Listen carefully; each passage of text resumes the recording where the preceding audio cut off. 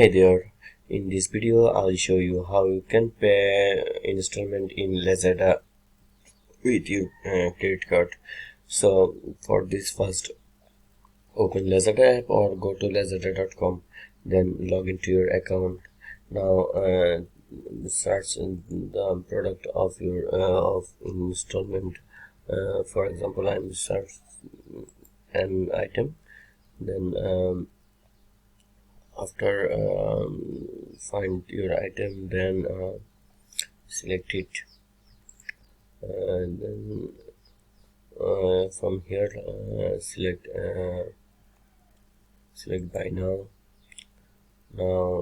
It will be redirected to a payment page. From here select view all methods.